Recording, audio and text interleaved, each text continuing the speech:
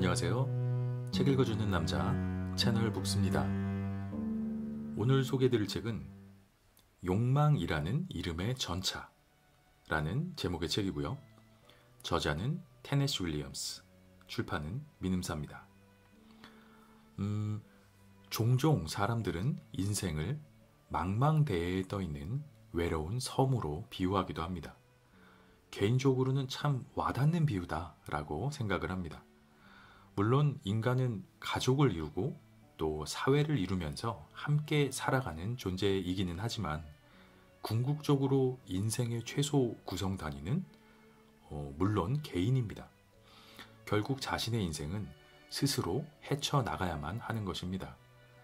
섬 주변에 여러 섬들이 가까이 존재하면서 군도를 이루기도 하고 또 배를 타고 섬에 찾아오는 손님이 있을 수도 있습니다. 육지에 연결된 다리를 놓고 왕래를 할 수도 있겠죠. 하지만 결국 바다 위에 떠있는 독립적인 존재인 섬이라는 그 본질은 변하지 않는 것 같습니다. 이 책 욕망이라는 이름의 전차는 이런 외로운 인간의 모습을 적나라하게 보여주는 명작이다. 이렇게 소개를 드리고 싶습니다. 인간은 기본적으로 참 나약한 존재가 아닐까 싶습니다. 그런 이유로 그렇기 때문에 혼자서는 살아가지 못하고 누군가에게 의지하며 살아갑니다. 가장 가까이에서 든든하게 의지할 수 있는 존재는 아무래도 가족일 겁니다. 부모님이라는 튼튼한 울타리가 있죠. 그런데 그 울타리가 사라지고 나면 그 다음은 형제 자매들 그리고 친척들 이렇게 되지 않을까 싶습니다. 그리고 그 다음은 또 친구들에게도 의지하기도 하고 그마저도 없다면 누구라도 의지할 사람을 찾게 마련인 것이 사람이 아닐까 싶습니다. 이 이야기 속 등장인물 제 생각에는 실질적으로는 이 소설, 이 이야기의 주인공이라고 생각되는 블랑시의 대사 중에 인간은 언제나 낯선 사람의 친절에 의지해 살아가는 존재다. 이런 표현이 나옵니다. 이렇게 외로운 존재인 인간은 그렇게 낯선 사람의 친절을 기대하며 서로에게서 기댈 곳이 되어줍니다. 그것이 어쩌면 사람이 살아가는 사회의 본질이 아닐까 이런 생각이 듭니다. 방금 얘기 드린 그 부분을 제가 본문 중에서 읽어봐 드리겠습니다. 이게 희곡의 형태로 돼 있어서 그 대사를 하는 사람의 이름이 앞에 나오는 점을 이해를 하고 들어주시면 좋을 것 같습니다. 블랑시, 힘없이 이 여자에게 저를 놔주라고 말해주세요. 의사, 수간호사에게 놔주시오. 수간호사는 블랑시를 놓아준다. 블랑시는 의사에게 손을 내민다. 의사는 블랑시를 부드럽게 일으켜 자기 팔로 부축을 하며 커튼을 지나 데리고 나간다. 블랑시, 의사의 팔에 바짝 붙어서 당신이 누구든 난 언제나 낯선 사람의 친절에 의지해 왔어요. 네, 이런 짧은 대화 부분을 읽어드렸습니다. 거의 이야기의 완전히 마지막 부분에서 블랑시가 정신과 의사에게 이렇게 부축돼서 나가는 그런 장면입니다. 이 작품 욕망이라는 이름의 전차, 이 작품의 배경은 뉴얼리언스입니다. 몰락한 남부 명문가 출신의 스텔라는 이곳에서 폴란드 출신의 노동자 스탠리와 결혼해서 가난하게 살아가고 있습니다. 남편인 스탠리는 술과 도박을 즐기고 여자도 굉장히 밝히는 그런 좀 마초적인 남자고 심지어는 술에 취해서 아내인 스텔라를 때리기도 하는 폭력 남편입니다. 이 부부의 집에 그 스텔라 부인인 스텔라의 언니 블랑시가 머물러 오게 되면서 이야기가 시작이 됩니다. 이때 블랑시가 스텔라를 찾아오면서 타고 오는 기차가 이 희곡의 제목이기도 한 욕망이라는 전차입니다. 실제로 욕망이라는 이름을 가진 전차라고 합니다. 블랑시는 욕망이라는 전차를 타고 묘지라는 이름의 전차로 갈아타고 극락이라고 불리는 이 동네로 와서 동생 스텔라를 찾게 됩니다. 굉장히 이름들이 상징적이죠. 전차의 이름도 그렇고 동네의 이름도 그렇고 욕망, 묘지, 극락 이런 이름들인데 의외로 이 욕망이라는 전차는 실제로 뉴올리언스에서 운행되는 전차의 이름이라고 합니다. 실제 이름이라고 합니다. 요 방금 얘기 드린 이런 부분을 제가 짧은 대화로 본문 중에서 읽어봐 드리겠습니다. 유니스, 마침내. 무슨 일이죠? 길을 잃었나요? 블랑시, 약간 신경질적으로. 사람들이 욕망이라는 이름의 전차를 타고 가다가 묘지라는 전차로 갈아타서 6블록이 지난 다음 극락이라는 곳에서 내리라고 하더군요. 유니스, 여기가 거기예요. 블랑시, 극락이라고요? 유니스, 여기가 바로 극락이에요. 네, 이런 대화가 있습니다.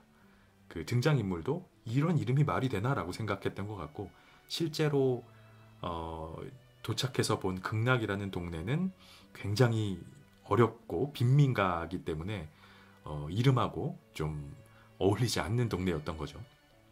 이 블랑시와 스텔라 자매, 이 자매는 가문이 몰락하고 재산이 한 푼도 남지 않았지만 언니인 블랑시는 과거의 그 영화에 젖어 있는 그런 사람입니다.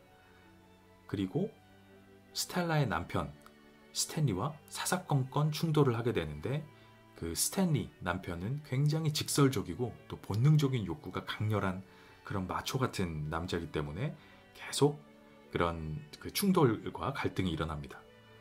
그리고 이 언니 블랑시의 숨겨진 과거의 행적들이 드러나면서 결국 이 이야기는 굉장한 파국으로 치닫게 됩니다.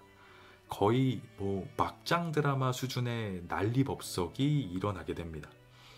그냥 좀 단편적으로 말씀을 드리자면 임신한 아내를 때리고 물건을 막 집어 던져서 부시고 처형을 강간하고 그리고 그 처형은 과거에 자신이 가르치던 미성년자 학생과 관계를 가진 것이 드러나고 뭐 이런 이야기들이 막 진행이 됩니다.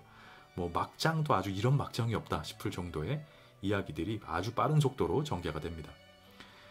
전체적으로는 그 언니인 블랑시의 몰락과 파국의 이야기가 축을 이루는 그런 이야기입니다.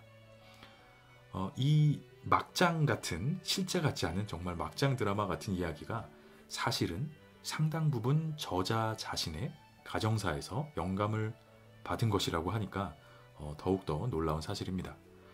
이 막장인 남편 스탠리는 작가의 아버지를 모델로 했다고 합니다. 그리고 어머니 쪽, 모계 쪽에는 정신병력을 가진 사람이 많았다고 하는데 이제 그런 배경들이 블랑시에게 상당 부분 반영되지 않았나 싶습니다. 그리고 병뚜껑이 목에 걸려서 호텔방에서 외롭게 생을 마친 이 작가의 평범하지 않은 최후도 굉장히 인상적입니다. 근데 뭐 저는 읽다가 그냥 생각을 해본 건데 굉장히 놀랍게도 이 작품 욕망이라는 이름의 전차에는 병뚜껑이 여러 번 등장합니다. 물론 작가가 알고 썼을 리는 없죠. 자신의 최후가 병뚜껑이 목에 걸린 거니까. 근데 우연의 일치치고는 참 묘하다라는 기분이 들기도 했습니다. 그런 부분 중에 한 부분을 제가 발췌해서 읽어봐 드리겠습니다. 내 사촌 중에 이빨로 맥주병을 따는 애가 있었어요. 탁자 가장자리에 병마개를 내리치면서. 그 애가 유일하게 할 수 있었던 재주였지.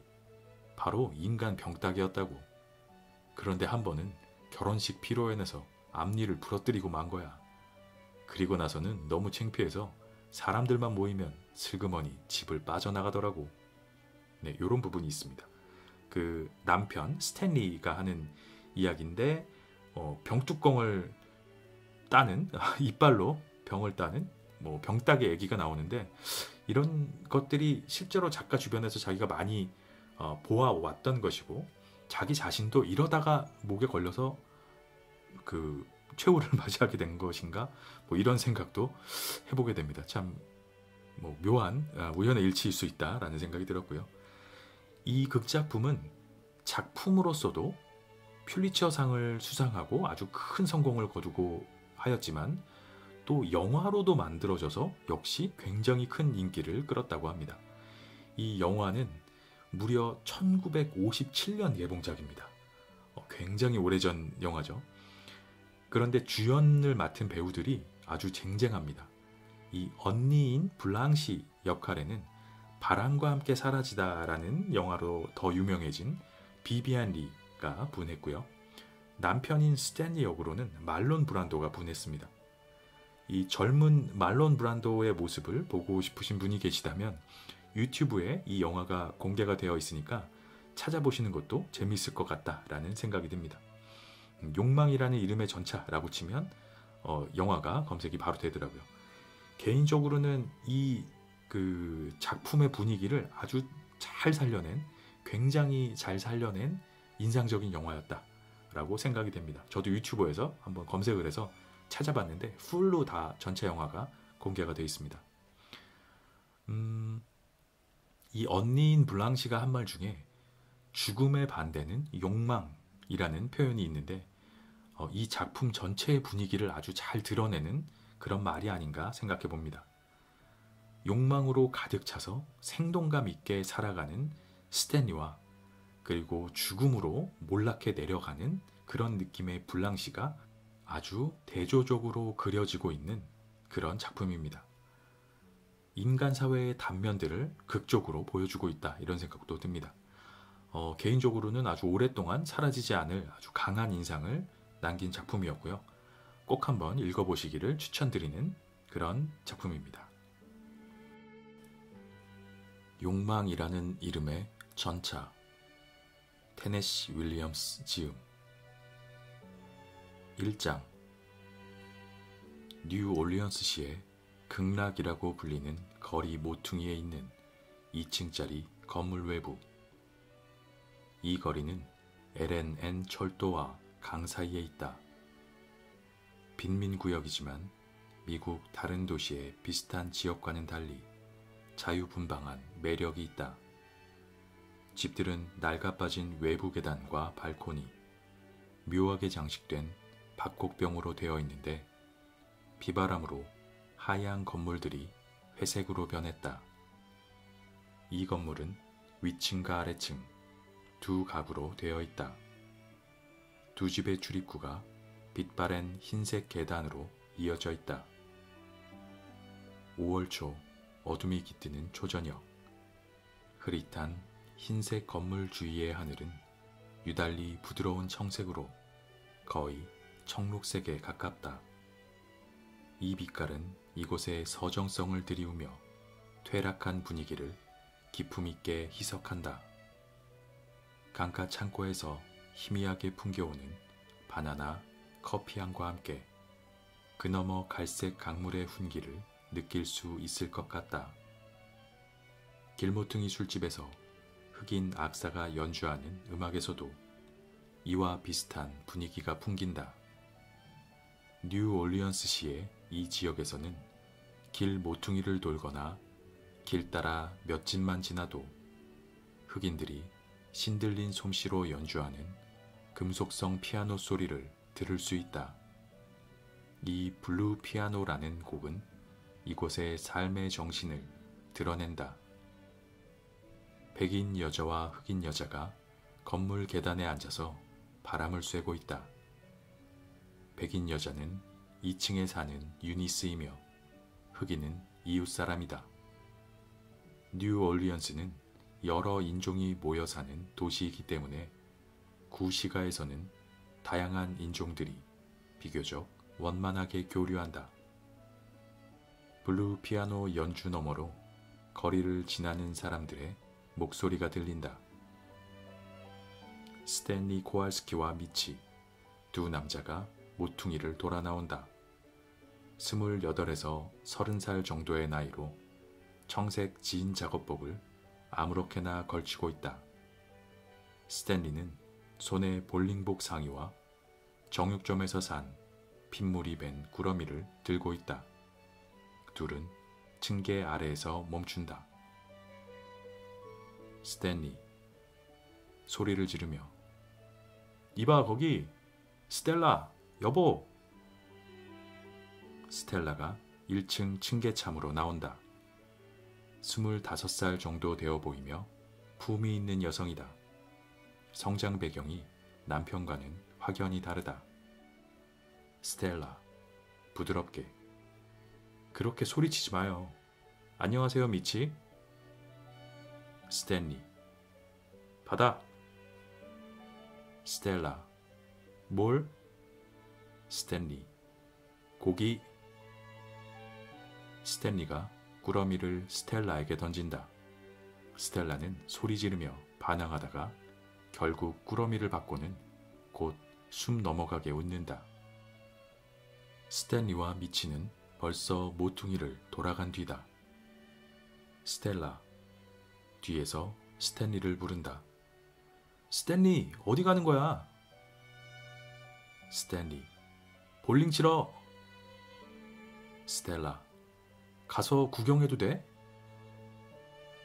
스탠리, 어서 와. 퇴장한다. 스텔라, 금방 갈게. 백인 여자에게, 안녕 유니스, 별일 없어요? 유니스, 나야 별일 없지. 집에 먹을 게 없으니까 샌드위치 큰 거 하나 사오라고 스티브한테 좀 말해줘요. 다 같이 웃는다. 흑인 여자는 웃음을 멈추지 않는다. 스텔라는 퇴장한다.